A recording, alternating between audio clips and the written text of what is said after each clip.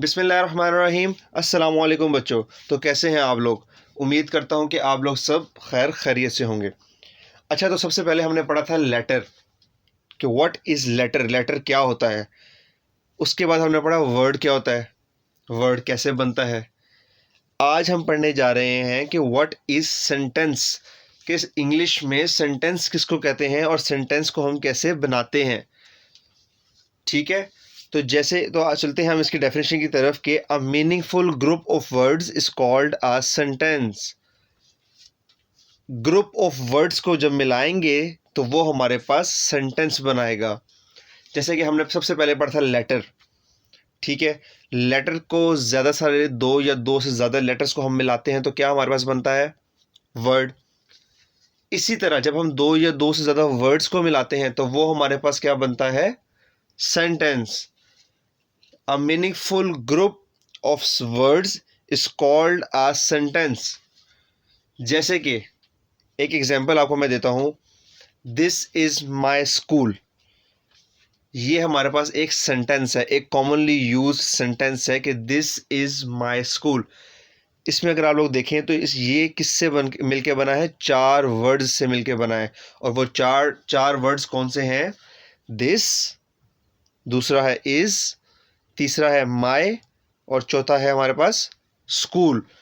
तो चार वर्ड्स को जब हमने एक ऑर्डर में, एक तरतीब में, एक मीनिंगफुल सेंटेंस में मिलाने के लिए, एक मीनिंगफुल सेंटेंस बनाने के लिए इन चारों को जब हमने तरतीब से जोड़ा तो वो हमारे पास क्या बना, दिस इज माई स्कूल। ये मेरा स्कूल है। तो ये हमारे पास बन गया सेंटेंस।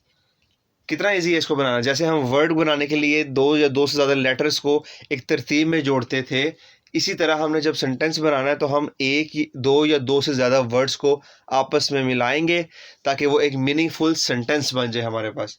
और मीनिंगफुल सेंटेंस बनाने के लिए ये बात का ख्याल ज़रूरी है कि जो उसका सीक्वेंस होता है, ग्रुप ऑफ जो वर्ड्स हमने जोड़ने हैं उसका सीक्वेंस होना चाहिए, उसका एक सीक्वेंस, एक तरतीब होनी चाहिए।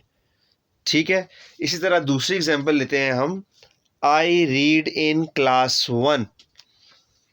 अब आप लोग बताएं कि ये कितने लेटर वर्ड से मिलके बना है, आई रीड इन क्लास 1। ये भी हमारे पास एक सेंटेंस है जो कि 5 लेटर से मिलके बना है, आई रीड इन क्लास 1, जिसका मतलब है मैं जमात अव्वल में पढ़ता हूँ। ये हमारे पास पूरा एक सेंटेंस है जो कि हमें एक मीनिंग देता है, मैं जमात अव्वल में पढ़ता हूँ, आई रीड इन क्लास 1। ठीक है, इसी तरह आप लोग मज़ीद सेंटेंस बनाए। हम एक और एग्जांपल पढ़ते हैं, आई एम अ बॉय, मैं एक लड़का हूँ या मैं एक लड़की हूँ। ठीक है, जो आई एम अ बॉय ये किससे मिलकर बना है, चार वर्ड से। कौन कौन से हैं, आई एम आ बॉय। तो ये हमारे पास एक मीनिंगफुल सेंटेंस बन गया। इसी तरह एक और एग्जांपल है, आई रीड इन क्लास 1, ये हमने पीछे पढ़ ली। My name is Abdullah. कोई आपसे पूछता है कि आपका नाम क्या है, तो आप उसको इंग्लिश में कैसे जवाब देंगे, my name is Abdullah, my name is Hasan, जो आपका नाम है। तो ये आपने क्या बोला, एक सेंटेंस बोला है इंग्लिश में जो कि एक मीनिंग भी रखता है, जो कि चार वर्ड से मिलके बना है, माई नेम इज़ अब्दुल्ला। ठीक है, होप्स हो कि आपको स्ट्रक्चर समझ आया होगा कि सेंटेंस को कैसे बनाते हैं, सेंटेंस कैसे बनता है, वर्ड्स को कैसे मिलाते हैं और वर्ड्स की सीक्वेंस क्या होना चाहिए।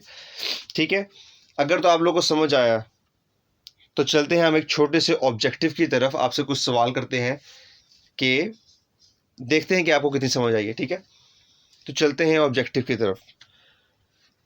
तो सबसे पहले तो आप लोग क्लास 1 में हो गए। सबसे पहले तो आपके लिए क्या चीज़ ज़रूरी है कि आप सेंटेंस की डेफिनेशन याद रखें। कोई आपसे पूछ लेता है कि मुझे बताओ कि सेंटेंस क्या होता है, तो आप उसको क्या डेफिनेशन बताएंगे। तो आपकी डेफिनेशन ये है, a meaningful group of words is called a sentence.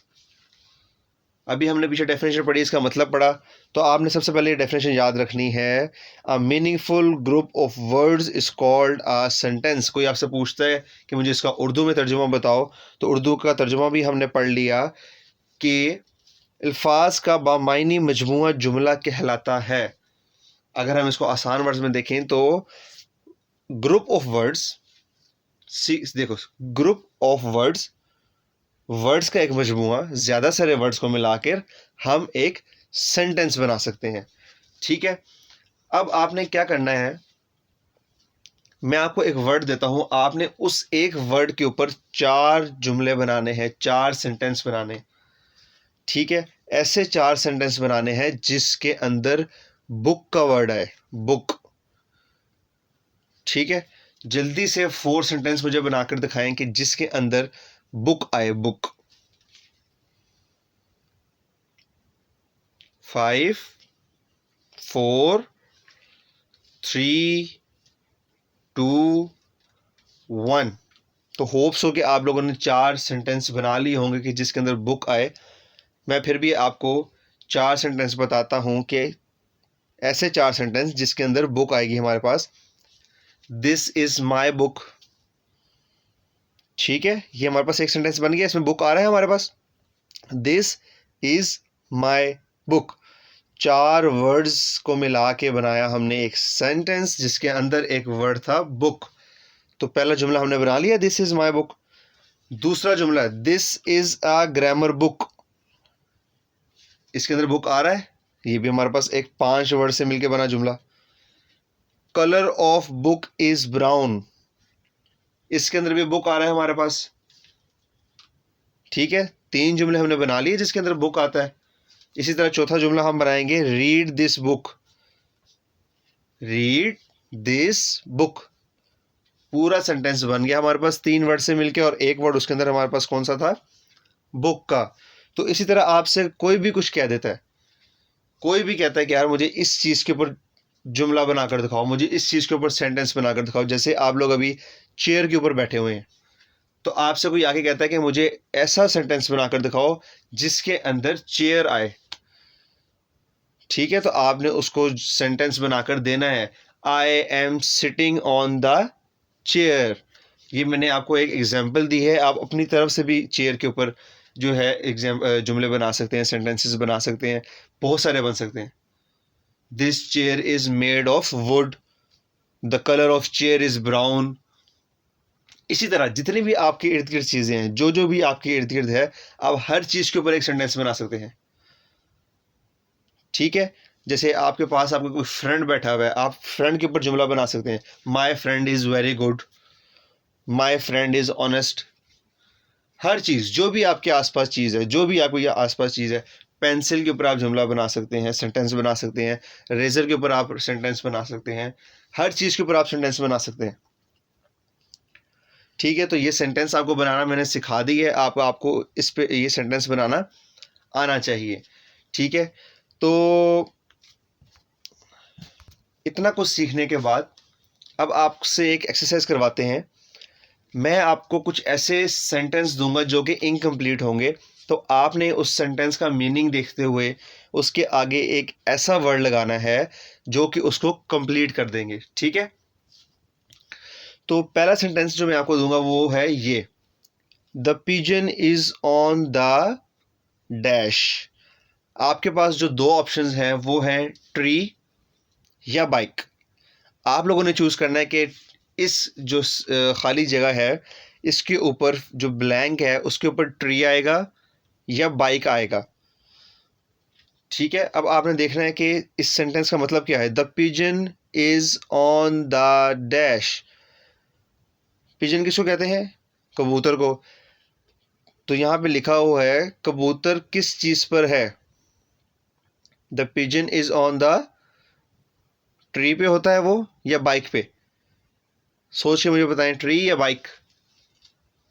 बिल्कुल दुरुस्त, the pigeon is on the tree.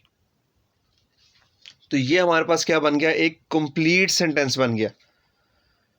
ठीक है, पहले मैंने आपको सिखाया था कि सेंटेंस कैसे बनाते हैं, उसी का मैं आपसे एक छोटा सा टेस्ट ले रहा हूँ, आपको प्रैक्टिस करवा रहा हूँ कि अगर आपके पास इनकम्प्लीट सेंटेंस आएगा तो आपने उसके अंदर कोई ऐसा वर्ड पुट करना है जो कि उसका मतलब, जो कि उसका मीनिंग पूरा कर दे हमारे पास। ठीक है, अब सेकंड सेंटेंस की तरफ हम चलते हैं। इसका जवाब आप मुझे देंगे, can you ride a dash. जो ऑप्शंस हैं आपके पास वो यही ऑप्शंस हैं, ट्री या bike. Can you ride a dash, tree या बाइक। क्या आप चला सकते हैं, हम क्या चलाते हैं, ट्री या बाइक, दरख्त या bike motorcycle. Can you ride a dash, tree और बाइक। बिल्कुल, हम बाइक चलाते हैं, तो यहाँ पे फिलिंग द ब्लैंक में आएगा bike. Can you ride a bike. इसी तरह मज़ीद कुछ इनकम्प्लीट सेंटेंस को उठाएं, उसकी जगह अपने वर्ड्स पुट करें जो कि उसकी एक मीनिंग दे। होप्स हो कि आज का लेक्चर आपको क्लियर हुआ होगा। हमने पहले लेटर्स सीखे, लेटर्स की मदद से वर्ड्स बनाना सीखे, वर्ड्स की मदद से सेंटेंस बनाना सीखे। इसी तरह आप लोगों को स्टेप बाय स्टेप इंग्लिश आएगी। पहले आपने लेटर सीख लिए, वर्ड सीख लिए, वर्ड से आपने सेंटेंस बनाने सीख लिए, इसी तरह आप इंग्लिश बोलना भी सीख जाएंगे। तो होप्स हो कि आपको आज की बात समझ आई है, क्लियर हुआ होगा जो मैंने आपको बातें की हैं। अगर कुछ नहीं क्लियर हुआ तो अपने पेरेंट्स से पूछें, अपने टीचर्स से पूछें, अपने जो बड़ा भाई बहन भाई हैं उनसे डिस्कस करें कि ये इसका क्या मतलब है। फिर भी कुछ नहीं समझ लगता तो आप कमेंट सेक्शन में हमें बताएं, मुझसे पूछें कि सर ये कैसे होगा, सर इसका मतलब क्या है। ठीक है, अपना और अपने इर्द गिर्द लोगों का ख्याल रखें, खुश रहें, खुश रखें। अल्लाह हाफिज़।